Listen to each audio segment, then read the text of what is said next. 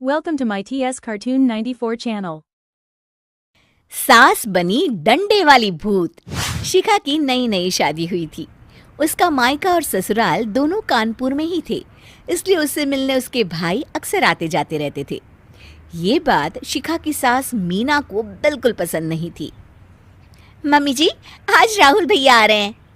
कौन? तेरे चाचा का लड़का? जी मम्मी जी। अरे पर वो तो दिल्ली में रहता है ना? हाँ मम्मी जी, उन्हें कल सुबह दिल्ली के लिए निकलना है, तो वो आज मुझसे मिलते हुए कल सुबह यहीं से निकल जाएंगे। हमने तो धर्मशाला खोल रखी है ना। कुछ कहा क्या मम्मी जी? मैंने कहा हाँ, आने दे तेरे भैया को, जमकर खातिरदारी करेंगे। अब तो कुछ करना ही पड़ेगा, इससे पहले कि मेरा घर धर्मशाला बन जाए। ये कैसी बातें कर रही हो मीना? सच ही तो कह रही हूँ। अभी इसकी शादी को साल भर भी नहीं हुआ और आए दिन इसके घर वाले आ धमकते हैं। अरे तो क्या हुआ, वो इसी शहर में रहते हैं तो हाल चाल लेने आ जाते हैं। इस बार मैं उनका हाल और चाल दोनों ही बिगाड़ दूंगी। अब बहुत हो गया जी। अरे ये कैसी बातें कर रही हो? हे भगवान, बस आप तो देखते जाइए। शाम को राहुल आता है। नमस्ते आंटी, कैसे हैं आप लोग? हम लोग तो ठीक है, तुम कैसे हो बेटा? मैं भी अच्छा ही हूँ आंटी। बस आज रात के बाद नहीं रहोगे। चलिए भैया, मैं आपको हमारा घर दिखाती हूँ। रात में खाने के टेबल पर शिखा, रोहित कहीं दिखाई नहीं दे रहा। जी भैया, वो ऑफिस के काम से बाहर गए हैं, कल शाम तक आएंगे। अच्छा अच्छा। बेटा, क्या तुम भूत प्रेत में मानते हो? नहीं नहीं आंटी जी, पर अचानक आपको ये ख्याल कहाँ से आ गया? पता नहीं क्यों, कभी कभी मुझे लगता है जैसे रात के समय बैठक में कोई घूमता रहता है। ये आप क्या कह रही हैं मम्मी जी? हाँ, तुम लोग घबरा ना जाओ, इसलिए मैंने आज तक इस बारे में कुछ नहीं कहा। ये आपका वहम होगा आंटी जी, ऐसा कुछ नहीं होता। हो सकता है। चलो अब मेरा सोने का टाइम हो गया है तो चलती हूँ मैं। शिखा बेटा, राहुल के सोने की व्यवस्था वहीं दीवान पर कर देना। जी पापा जी। अब चलिए भी। अच्छा, तो बैठक में सोने वाले हैं साहबजादे। क्या बड़बड़ा रही हो? कुछ नहीं, आप सो जाइए। मीना और महेश के सोने के बाद शिखा और राहुल आपस में बात कर रहे होते हैं, तभी डोरबेल बजती है। अरे आप! सरप्राइज! काम जल्दी खत्म हो गया तो मैं आज ही चला आया। ये तो बहुत अच्छा किया। देखिए राहुल भैया भी आए हुए हैं, आप दोनों का मिलना भी हो जाएगा। कैसे हो रोहित? मैं तो ठीक हूँ भैया। शिखा, मैं भी आज यहीं सो जाता हूँ, राहुल भैया से बातचीत भी हो जाएगी। अच्छा अच्छा, ठीक है। मीना आधी रात को उठती है, कंबल मुंह से पैर तक ओढ़ के डंडा लेके बैठक में आती है और देखती है दीवान पर चादर ओढ़े कोई लेटा हुआ है।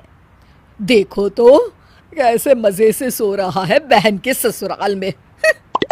मीना ताबड़तोड़ 4-5 डंडे मार देती है। अरे मर गया, अरे बचाओ बचाओ, कौन है?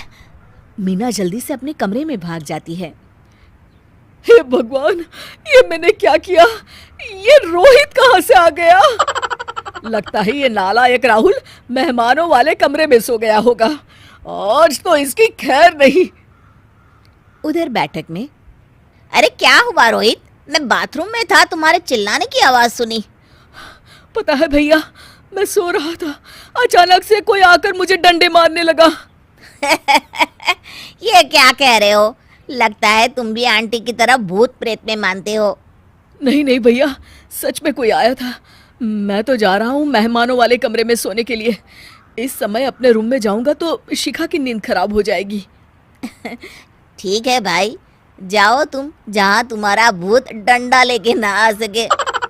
थोड़ी देर बाद मीना कंबल ओढ़ के डंडा लेकर मेहमानों वाले कमरे में पहुंच जाती है।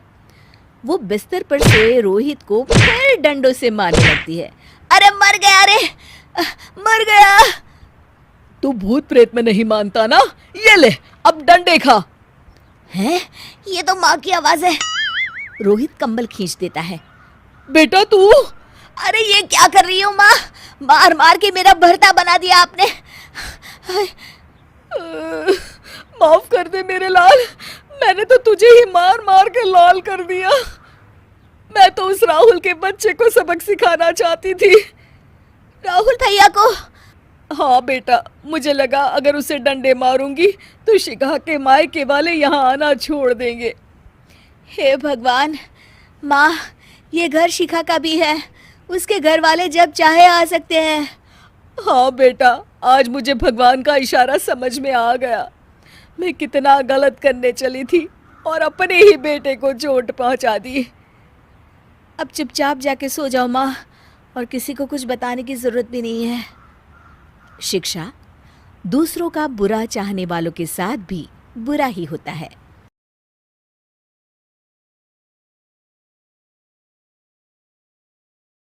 ऐसा लगा अंत में बताइएगा जरूर। अरे बहू, चाय ले ले, उठ जा बेटा। अरे मम्मी रहने देती ना, मैं उठ तो रही थी। अरे कोई बात नहीं, खाने में क्या बनाना है वो बता दे। देख लो माँ, कुछ भी जो ये कहे बना लेते हैं। बेटा मैंने तो जो सब्जी थी वो काट दी है, तू बस रोटियां बना लेना। ये हर रोज सुबह का सीन था ममता के ससुराल का। एक दिन पड़ोसन कहती है, अरे बहन जी, सारा दिन काम करती रहती हो, थकती नहीं क्या आप? बहू क्या करती रहती है सारा दिन? अरे वो भी कुछ ना कुछ करती ही रहती होगी। अब इतनी भी बूढ़ी तो नहीं हूं मैं जो बैठ जाऊं कि सामने काम पड़ा है और मैं बैठी रहूं। अरे लेकिन बहू की तो आदत खराब हो जाएगी जब सारा काम आप ही कर दोगी। अरे ठीक है ना, कम उम्र में हमारी भी शादी हुई थी। अब आजकल के पढ़ने लिखने वाले बच्चों को सारी जिम्मेदारी लेने में भी तो वक्त लगता है। बहू है तो क्या हुआ, मेरी बेटी की उम्र की ही है ना। एक उसे भी देख लो, चाय बनाने के सिवा आता ही क्या है। ममता से सारी बात करती है। हाँ मम्मी जी ही ज्यादा काम करती हैं, इसमें कोई दो राय नहीं है। लेकिन मैं भी क्या करूं, ऑफिस और घर के बीच जो वक्त मिलता है उसी में काम कर लेते हैं, है ना। दिन बीत रहे थे। सास बहू के बीच की बॉन्डिंग अच्छी थी, लेकिन जब बहू माँ बनती है तो जो थोड़ा बहुत काम किया करती थी वो भी छोड़ देती है। बहू ये ले, तेरे लिए बनाया है, इसको खाने से बच्चा और तू दोनों स्वस्थ रहेंगे। ठीक है माँ जी। माँ जी, वो बच्चे के लिए गद्दे जो सूख रहे हैं ना छत पर, जरा ले आइए ना। तभी वहां पति आ जाता है। अरे माँ रुको, मैं ले आता हूँ, तुम मेरा खाना लगा दो। माँ किचन में चली जाती है। पता है, बगल वाली डॉली है ना, वो लोग हमारी साइड के हैं। उसकी सास ने तो उसकी हड्डियों को मजबूत करने वाले लड्डू बनाए हैं। उसे भी बच्चा हुआ है ना। पता नहीं मम्मी जी क्या पानी सा उबाल कर दे देती है, मैं तो बस वही खा लेती हूँ। अरे तो तुम्हारे साइड बनता है तो तुम अपनी माँ से बोल दो, वो बना देंगी। आहा, माँ की तबीयत ठीक नहीं रहती, तुम जानती हो ना, कैसे बनाएंगी वो? अरे क्या हो गया सासू माँ को? कल तक तो फेसबुक में किटी की फोटो डाल रही थी। अच्छा अच्छा चुप रहिए। डॉली की सास ने मनाया है, तुम लोगों का भी तो फर्ज बनता है। तभी वहां सास आ जाती है। ये ले बहू, गर्म पानी की बोतल, गर्म पानी पीने से पेट अंदर हो जाएगा। नहीं नहीं माँ जी, गर्म पानी पीने से प्यास नहीं बुझती। अरे पी लेना बेटा। वो बगल वाली डॉली को तो जानती है ना, जो तुम लोगों के साइड की है। तेरे साथ ही उसका भी बच्चा हुआ था। बेचारे का कोई ख्याल रखने वाला नहीं, सारा काम करती है और रात में बस एक लड्डू खाकर सो जाती है। पेट तो लटक ही गया है और बच्चा तो कितना कमजोर सा है उसका।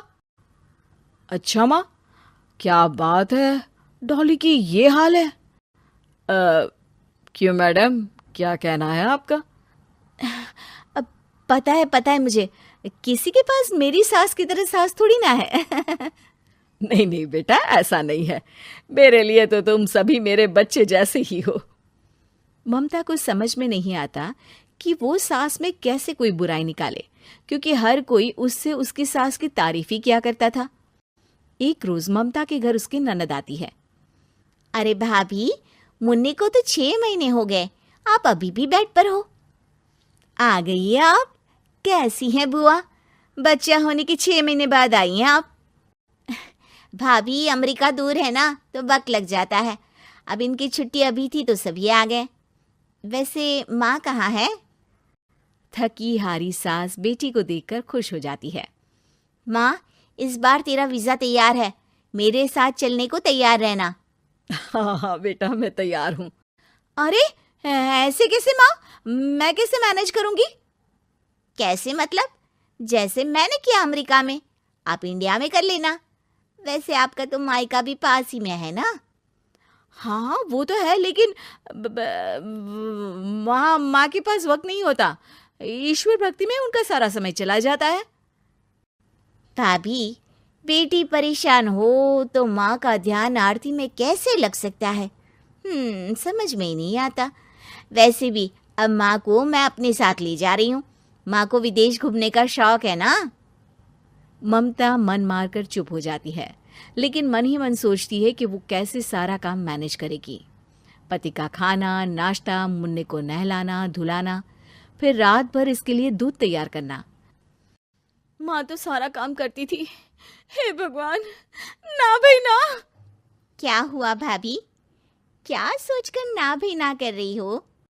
अरे कुछ नहीं, बस बच्चे के बाद से ही कमजोरी ज्यादा हो गई है ना, तो अचानक से बड़बड़ाने लगती हूँ मैं। अगले दिन ममता अपनी माँ को फोन करती है। राधे राधे। माँ, मैं क्या करूँ? मेरी सास तो अमेरिका जा रही है बेटी के पास।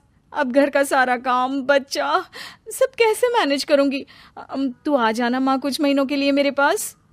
अरे ना ना ममता, मेरे बस की बात नहीं है काम धाम। अरे तू तो जानती है ना, मैंने तो तेरे भाई की शादी भी गरीब गांव की लड़की से इसीलिए ही की थी कि वो चुपचाप घर का सारा काम करे। वैसे भी अब तो आदत भी नहीं रही मेरी काम करने की। ममता को माँ पर बहुत गुस्सा आता है। ठीक है माँ, देख लूंगी मैं, लेकिन मेरी मुसीबत के वक्त आप मेरा साथ नहीं दे रही है। अब भूल जाना मुझे। ममता गुस्से में आकर फोन रख देती है और रोने लगती है, लेकिन बेचारी करे भी तो क्या। अब सास और ननद दोनों घर का काम करते। नेहा आराम करती, लेकिन अब आराम में भी उसे चिंता रहती।